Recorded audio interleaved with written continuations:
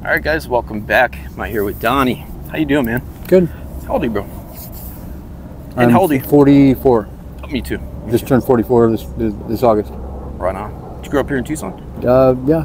My whole childhood I stayed here. Awesome, bro. How's life growing up for you? It was all right. I went from living with my mom and stuff, and then as a young age, and then got taken away and moved to my grandma. She became my guardian because my mom was in.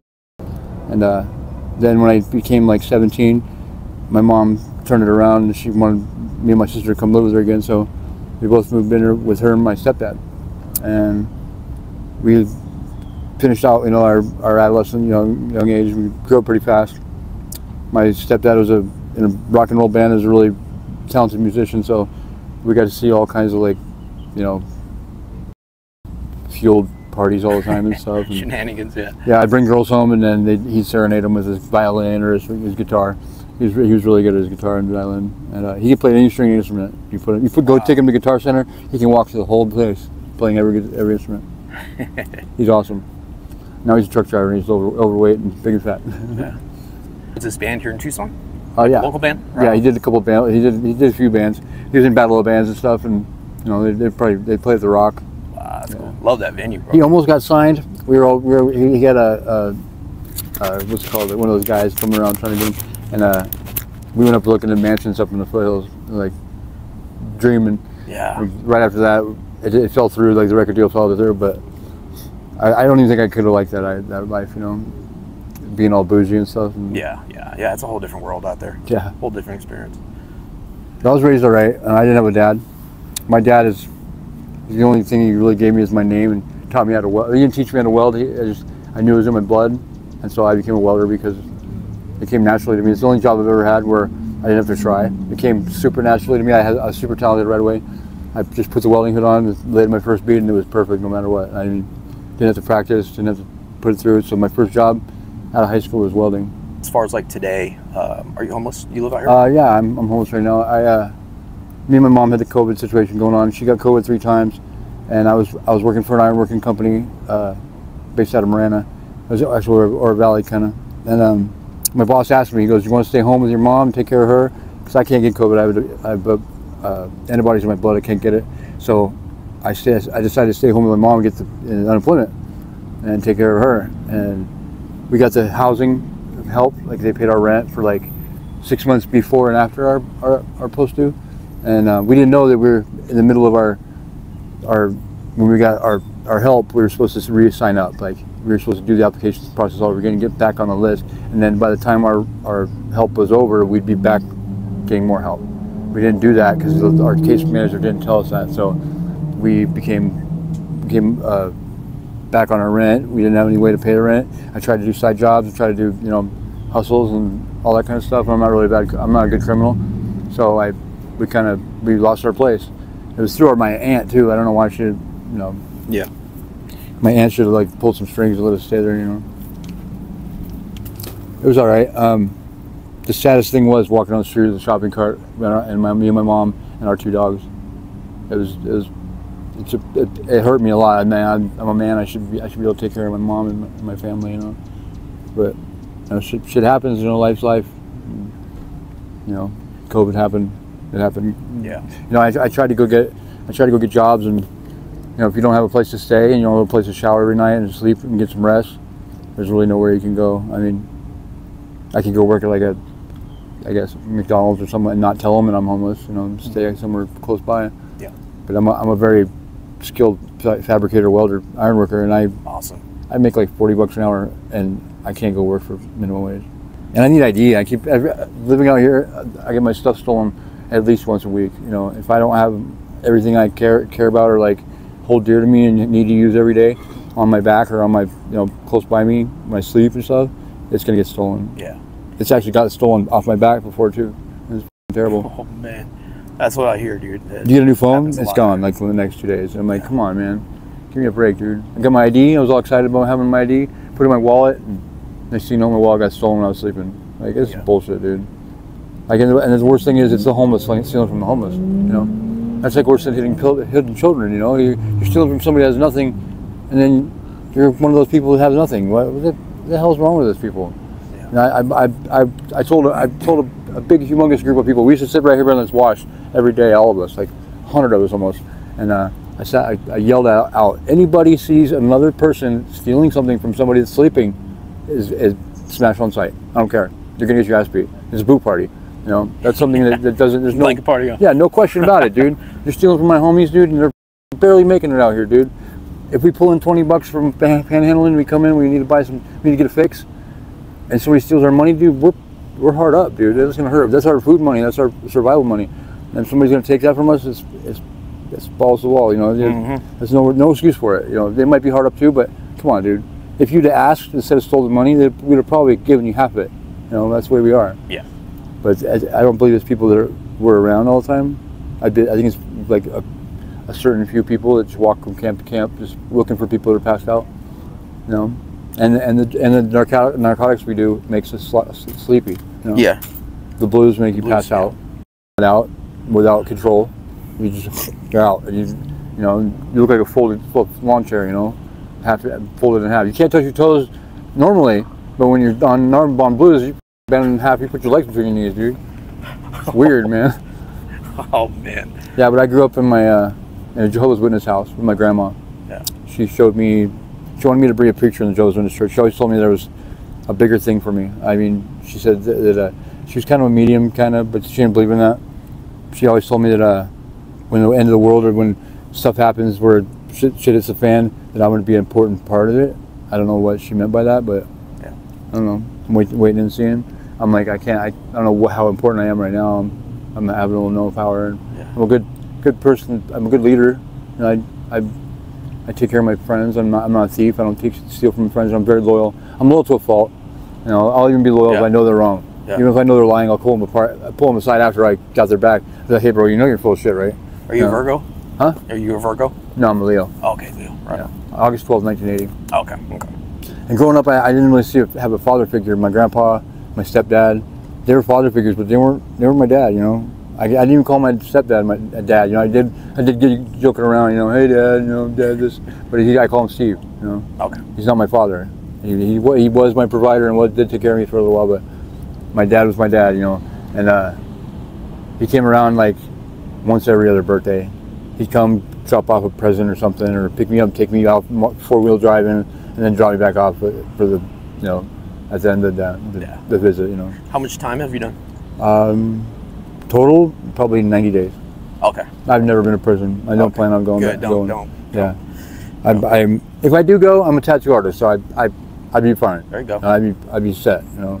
I need to get this darkened. Oh yeah, I could do that real good.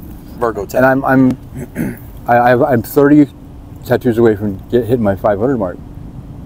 So, is that for like a certification or? No. That's just. I've just done 500 tattoos on people. Cool, yeah. Man. I used to live in Minnesota and Georgia, and I've done a lot of tattoos there. Yeah, that's sweet, dude. It's my side hustle. You know, I'm a welder at heart.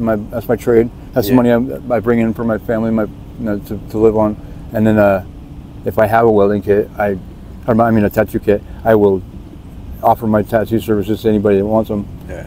You know, and I'm not expensive and I'm not cheap, but I'm very, very good, and I got a very steady hand. I'm very I don't go too deep. I don't go too shallow. Yeah. There's no scar tissue. You know, I'm a very good. I have a good bedside manner. I got you. Unlike some hospitals here, I just got Narcan a couple weeks ago, and the hospital that took care of me, they were horrible, dude. As soon as I came in there as like a Narcan person, you know, they totally had no respect for me at all. They wouldn't give me drinks. They wouldn't give me food. They wouldn't like help me out, make my bed, help me make my bed. So I was moving all the time because that's part of the withdrawal system, and they were terrible to me, dude. They kicked me out at 3 o'clock in the morning on a Sunday. I got brought there in an ambulance. They kicked me on a Sunday morning at 3 o'clock in the morning. I told them, I said, I got brought here in an ambulance. There's no buses running. How do you expect me to get home? It's Keno Hospital. And they're like, you have to get off the property or go sleep in the lobby. And I'm like, I'm not gonna sleep in the lobby, dude. I just got done going through the most horrible thing in my life. I want to get out of here, dude. And then, so I tried to walk down. I walk out the door, and I'm in the cardiology department of Keno Hospital. I'm like, it's the backside of Keno, and I was like, I'm not familiar with this, so I walk around the side, and I see Aho, and country club, and I'm like, all right, cool. There's a Circle K there. I go to Circle K, and it's closed. It's good, great for me. I can't even get a drink, you know. Couldn't even find a cigarette on the ground. Started walking down the street. I found an unlocked car. And I just sat in the car until the sun came up, you know. And I had to walk all the way here from Ajo and Palo Verde. It was terrible. Yeah. After going through a Narcan situation, it was pretty bad. I passed out a couple of times, and I had an old man help me up, and he gave me a couple of blues and helped me come back, you know, get me well. Thank God for him. He was like an angel, dude. I just fell down right at the bus stop. I walked up to the bus stop and just fell down, and he's like, hey, youngster, and he helped me up, and he's like, what's going on, man? I was like, I'm having withdrawals, and you know, I'm going through it. I'm sick right now, and I'm embarrassed by it, you know. And he's like, I just got out of the hospital, and they didn't give me nothing for it. They give me Narcan, and there's no antidote for Narcan, I guess. You know, or Narcan is the antidote to bring you back from a overdose or you know, something like that. But if you don't like the feeling of the Narcan, there's no way to stop it. You just wait it out, I guess. I bet there is, but they just didn't want to do it for me. Yeah. And so yeah, I'm walking down the street. I think I got heat stroke really fast. When you get Narcan, it uses all your bodily fluids really fast. You know, you go through it. And I walked down the street and I started getting a little dizzy and stuff. And then when I got to the bus stop, I just fainted. And I woke up to the old man telling me, hey partner, wake up. And I'm like, huh? And he's like, yeah, you just fell down, man. I was like, man, oh, I'm sorry, dude. I didn't mean to, you know, intervene on your day. And he's all, no, you're fine, man. And as I told him my situation, he goes, I got blues. You want a couple blues? Here you go. And he threw them at me. And I was like, I don't have a way to pay you. And he goes, no, you're fine, man. I can see that you need them more than I do. He's like, I don't do them. I just sell them, keep afloat. But there you go, buddy. He's all, don't die on me now. I was like, I will not die on you. I'm totally fine. I think I didn't. I got Narcan because I was not responding to the librarian. I kind of out outside the library, and next thing I know, I got paramedics standing around me. Paramedics from fire department, and they're like, "Are you okay, sir?" I felt fine when I came to. And I was like, "Hey, what's going on? And why are you guys all standing around me?" And he goes, "You've been Narcan." And I was like, right? Why?" And they're like, "Because you're unresponsive to the librarian." I was like unresponsive or blue, you know, was I not breathing? Did I need the Narcan? Has she been trained to administer Narcan? Because I don't think so. She gave me 3 Narcan inhalers, and I didn't think I needed it. It's like a alcohol hangover times 20, and you feel like you've been ran over by a truck. I didn't feel any of that. I felt perfectly fine. And they asked me if I wanted to go to the hospital. I said no. So I sent them on their way. Next thing you know, I hit my pipe, and it made it worse. Like I started hallucinating. My body started seizing up. Like I was like contorting and stuff, and it was terrible. And I told them, I went back in the library, sit down in the library, and everybody's staring at me. Like the whole library, 50 people just dead silent, and they're staring at me. And I'm like, all right, I'm out of here. I go to the bathroom, and that's where it got real bad. I slipped off the toilet onto the ground. I laid on my back. I could see the guy still next to me. He's probably petrified. He's probably traumatized for life. Yeah. Because I was like, dude, you got to go get the librarian again. I was like fishing out, dude, and I was like, go get the librarian. I don't even know if that's what I said, but that's what I meant to say. Yeah. It's hard for me to get words out when I was going through it. And his eyes got big, and he's like just petrified, dude. I didn't know if he'd respond. He didn't respond to me or nothing, so I didn't know if he understood me. He was an Indian guy, and next thing you know, the librarian comes in, and she's like, "It's you again." Like totally rude to me. Like, you know, I'm a human being. I don't need to feel like that. You know, I just have a crutch on me. And then after when the paramedics got there, they were even worse to me. They're like, oh, what are you doing now, huh? Oh, we told you we're gonna go through it. What do you want us to do? And I was like, can you make it stop? Make this Narcan feeling stop. And they said, there's nothing we can do. Yeah. Which I think is bullshit. And so I said, please, take me to the hospital. I need to go to the hospital. And they're like, all right, we'll take you to the hospital. And on the way there, they get calls over the radio, and they're telling me that since they're taking me to the hospital, they can't go to take that call, and somebody might die because of me. You know, that's something you don't tell somebody. You know, I'm sorry that I need to be transported to the hospital, but you don't need to give me a guilty conscience because some other person maybe over the night they can't get to him because they're taking me to the hospital. That's some shit, dude.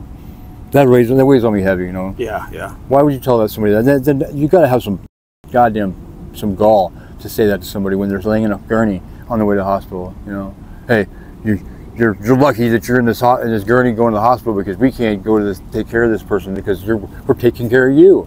That's terrible. This guy's going to die. This guy that's called me that we can't go to might die because we just had to come back and get you. What the man? That hurt my head, dude, when I was laying in the hospital bed. I was like, dude, somebody might have died because I got brought here. And then I came back out of it. She said it's 3 o'clock, and then I walked back here. And I told my friends the story, and they're like, no freaking way. They're like, you know, you're only supposed to be Narcan less than 3 times. It's 2 times is even risky.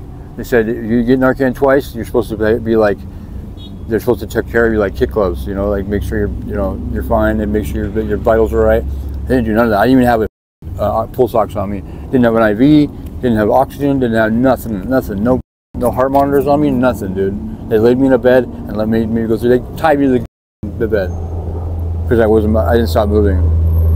That was terrible. I asked them, I was like, can you please call my mom, you know? I want my mom to at least know I'm here. I want her to know that I'm okay. And shit. I'm glad he didn't, because she'd probably hate me for life if she knew that. I got taken to the hospital for being stupid. And no, I called her the next day and I was like, hey mom, what's up? She's like, not much, how are you? And I'm like, thank God they didn't call you. But I really wanted her, I would have rather him call her and let her know if I was there for a long time, you know? Yeah. But he didn't call her. They made me leave at 3 o'clock in the morning. It was terrible. The nurses were freaking mean, dude. They had 4 security guards. I went to the bathroom myself when I went changing my clothes in the bathroom, and it took me longer than I was supposed to get out of the bathroom to get out of the hospital. She sent 4 or 5 security guards banging on that door like a cop, and I opened the door. I was like, hello, and they're like, come on, gotta get out of here. I'm like, are you kidding me, dude? I just went on myself. Can I please have a minute to clean up my bathroom? They wouldn't even let me shut the door. Like, what am I gonna do? I'm gonna be here and do. I just keep, yeah, you know, come on, bro. Yeah. Why are you gonna escort me out the property like I'm a big threat? I'm gonna take this bitch down, you know. It's pretty terrible, dude. I know you guys got some stuff to do. Let's finish off with what do you think the next year looks like, or what do you want for yourself? Or are you just 100%? I want to get in contact with my children. I have 5 kids. I have my firstborn and my lastborn up for adoption. I talked to my firstborn and my other 3 or 4. No, I talked about the 3 and my firstborn. But the last one I gave up for adoption, I probably won't contact her. We get pictures every once in a while, but yeah. I like to contact them, and then I want to get back. I want to go to rehab and get out of rehab and do good. You know, I'm gonna stay sharp. And I didn't get to go to get housing before because I was supposed to do 120 days, and I only did 100 because the owner of the rehab did something that he shouldn't have, and so I didn't get housing. So they released me, and I had to come out here, and here I am, you know. But yeah, next year I'm gonna start fresh. I want to make my mom proud before, you know. There you go. She's got a couple of health problems that she just told me about. She had just beat breast cancer. She got double mastectomy and beat breast cancer. Now she got big old boobs, and now she said she's got other kinds of cancer, and that's scary, you know. But she's tough. She slept, when we were homeless. She stayed on the desert with me, way out in the desert, you know, and she lost a lot of weight, and she was loving it. Like, it was like camping every day. Yeah. They had to drag her out of there. Like, I thought it was funny as hell. Where's she at right now? She lives with her brother. Okay. I don't know why, but I can't stay with her. I don't know. It's just I think my mom's sleeping in a little bedroom. There's no room for me. Yeah. And my aunt and me don't get along. She's too good for her own good, you know. And I've never done anything wrong to her, never done anything bad to her, never treated her bad, never robbed her, never put her down, never done anything bad or negative to her. And she won't let me come around, you know. I love my mom, I love my uncle, I love my family, and she won't let me come see her. She won't let me come, you know, even holidays. Like, what did I do? You know, just because I'm having a certain crisis in my life, you gotta shun me, you know, and blacklist me. It's not cool. I got out of rehab my first time. I was proud that I got out of the rehab and did 30 days and was clean. And I go to my aunt's door to see my mom, and she told me to get off her property, but she called the cops on me. And I said, I just want to see my mom. She goes, she doesn't want to see you. You're the really reason that she's here. You're the reason why she's in this mess. And you're just nothing but a freaking, what she call me, a black cloud or something. She's just horrible. That's mean. That's just mean. Yeah. You know? But yeah, see my kids, talk to my kids. They're all adults now. Except my youngest. My daughter, my firstborn daughter, Adriana. I gave her up for adoption, and I really wish I hadn't. My life would be totally different if I didn't. Me and my wife would probably be still together. and you know, I have her in my life. We have my son in my life. My firstborn, my son's name is Donnie too. Awesome. He's the fifth, Donnie 5. Yeah. And I have Connor and Madeline. And then me and my ex-girlfriend Jennifer gave up for my last kid I had up for adoption. We weren't ready. She's got a couple of, and Yeah. she didn't want to stop. So Give you my card. My number's Yep. on there. no problem. If you guys are, if you feel you're ready, just hit me up and I'll pick you up. All right, man. You know, take Cool. you to wherever you want to go. Yeah, I'm pretty strong. I might have this guy take me. Yeah. Just ride the bus with me or something. There you go. I've been planning on it for the last few days ago. You know, certain things happen. It's the weekend. I couldn't go on the weekend, so I was going to go today. If I don't go today, I'll probably make plans for the morning. I want to make sure I have clothes and supplies before I go in there. Okay. 'Cause I don't want to be indigent. You know, it's terrible. You have to borrow stuff and be indigent. At least I need cigarettes and maybe a vape or something. Yeah. You know. Well, if you guys do make it in there, and I'll bring you some clothes. All right, cool. That's no problem, bro. I got you. Awesome.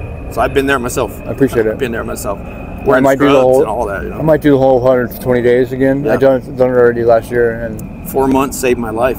The longer, the better. yeah, you know? right. That's what I say. I was going to go to Buena Vista. It's only a 30-day program. You know, Okay. everybody says it's like the best place in town, but I like the Ark. The Ark is my home. Awesome, man. Yeah, I've never been there. Here, it's a good spot too. Yeah, it is. So, but yeah, longer the better. Yeah. Yeah, if you ever have any questions, man, just hit me up. I will. Thank you for your story, bro. No problem. I'd love Appreciate to do like another follow up to Yeah. to get more of your Of story. course. Yeah, when I'm healthy and heavier, Yeah. I got more weight on my bones. What do you guys have planned the rest of the day? We're gonna go get phones. Sweet. We're supposed to go on Friday or Saturday, but we didn't go. You have access? Yes. Yeah, awesome. Yeah, you're good. Yeah. Solid, bro. All right. Stuff. All right, brother. Well, Well, thank you very much. Appreciate you letting me tell my story. Of course, brother.